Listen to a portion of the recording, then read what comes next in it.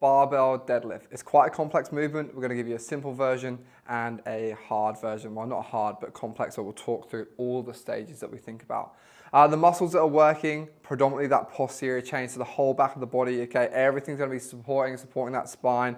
Most of the load, butt cheeks, hammies, okay? Quads will work a little bit. It's a full body exercise, all right? Going to get jacked. So when you come into the bar, first of all, you've got your barbell set up. Don't use the small plates, okay? Because the bar will be closer to the floor and harder to pick up. So use those big Olympic plates that we've got on here. Approach the bar for us, feet hip width apart, and laces or mid-foot under the bar, okay? So just that bridge there under, too close and you'll push the bar away as you come down, too far away and the bar will swing towards you on the way up. The simple version now, all we do is fall forwards, grab the bar, hips down so the back of the body is nice and tight, pull tight on the bar and stand up. All we're doing is lifting that bar up and popping it back down. On the way down, Lana is hinging, okay, and then compressing in that last bit so that her knees don't shoot forwards. All right, simple. Now we're gonna go through all these key points that we think about so that you can get a perfect deadlift without hurting your back and without your form breaking down as we get heavy. There's a lot to think about. You're not expected to remember all straight off the bat, but go slow, work through the points, and you'll do a perfect deadlift. You've seen that simple version of the deadlift and that simple talk through. Now we're gonna work through the steps that we think about when we go. So at that very start, we approach the bar and our feet are gonna be under and that bar goes straight above where our shoelaces are normally tied or that midfoot. They're gonna be hip width apart, toes are pointing straight forwards.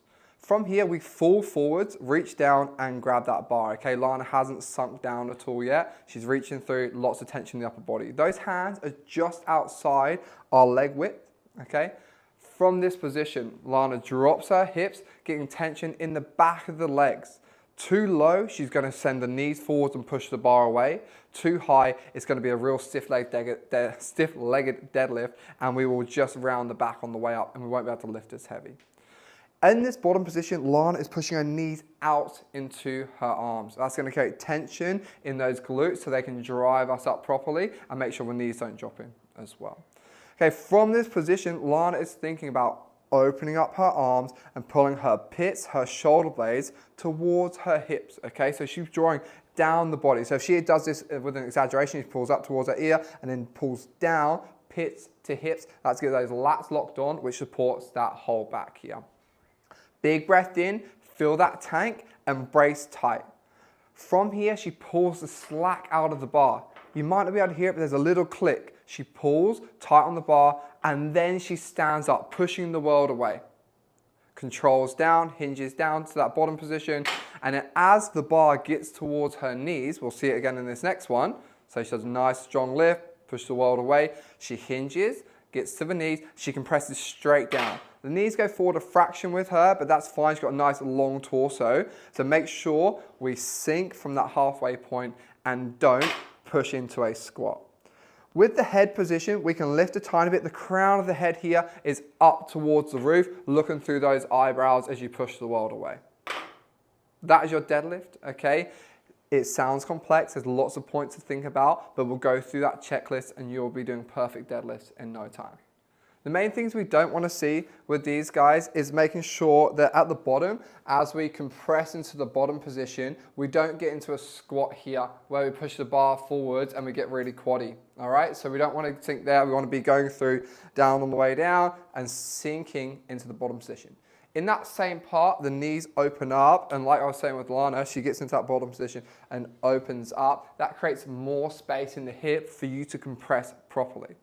From the bottom, if we don't take the slack out of that bar and get that little click that Lana did perfectly, so from here where we pull, all right, before we lift, if we don't take the slack out of the bar, quite often we yank with the hips and then come up with the body. And that is called a stripper booty, okay? Good on a Saturday night, Lana's special, but no good in here, all right? So make sure we rise as one by taking the slack out the bar. We've got a supported kneeling single arm row. So with this one, I'm going to use a cable. You've got a constant tension the whole time. You're going to want a bench, or in the conventional gym, you might have a seated row set up that already has the bench there for you. Okay, you may need to change the height of the cable. All right, it's going to be at about your belly button height or just above. The muscles is going to work biceps, lats predominantly. The rest of the back muscles will stabilize on that side a tiny bit. But yeah, focusing on low elbow, tight to the body, and that arm path gets our lats. So set up, knee down on the side that is going to work, dug in against that bench there, tuck forwards so we're nice and stable. Grab the handle on the side that's going to work and come into an upright position with the body. From here, you can roll the hand forwards and lean with the shoulder to get that lat nice and long. From there, we twist the hand, drop the shoulder, bring the elbow nice and close, tuck in, and we're not going to go too far past the body because we just want the lat. So stretch, tuck, squeeze. If you want to exaggerate, you can dip towards that side a tiny bit, or we can just stay with the reach, rotate, tuck, squeeze. So there should be no gap in that side here. Should be really, really snug. Okay, think about pinching your t-shirt there, and don't go so far that our shoulder pops forwards. We don't want any of that humeral glide, that shoulder popping up there like Lana's showing. You want to be set down, elbow low, elbow tight. That is your single arm row with the cable. All right, we're going to be into a high inclined shoulder press. So with this one, the key things are your base, your back position, and letting your shoulders set on the way down each time. So we've got a little seat angle, so you're nice and comfy in here. The bench isn't totally upright to allow for any mobility imbalances and things that where you can't get all the way overhead. Makes it nice and easy, and it's just a safe position to be in for those shoulders, and easy to set all the ands, so it's a great exercise. We're going to go for a nice arch back, squeeze together, elbows at 45 degrees, and our dumbbells come as low as we can without our shoulders popping up. Okay, so we need to keep our back set, squeezing tight, hands are about 45 just in front of the body, not out to the side where we're weak and pulling into those shoulders. We press straight up above the shoulder, squeeze tight, and then come back in.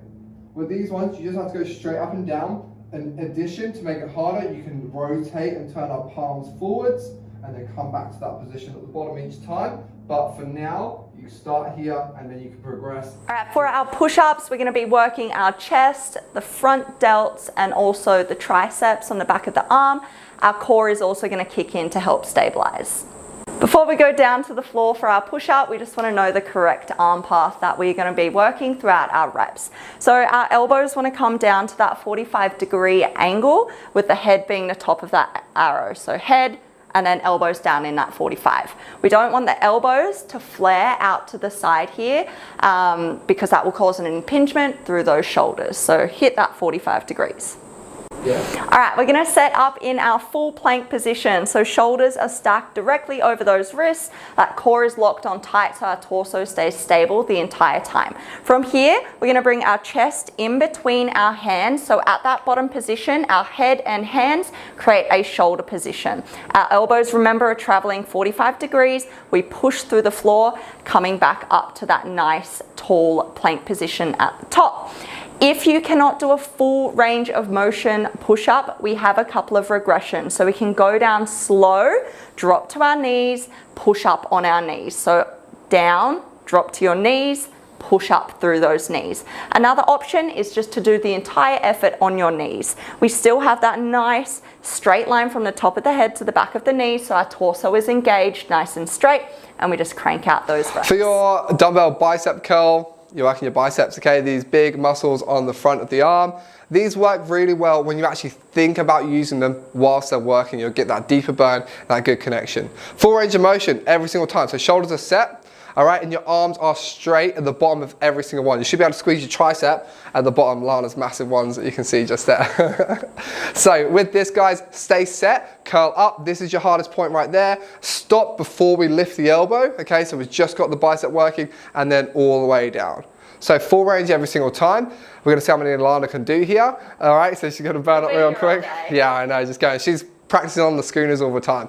So guys, with this, make sure that we're not lifting the elbow because it's an isolation movement where we work just one joint. So the only one is the elbow that is bending and the forearm moves, not the upper arm.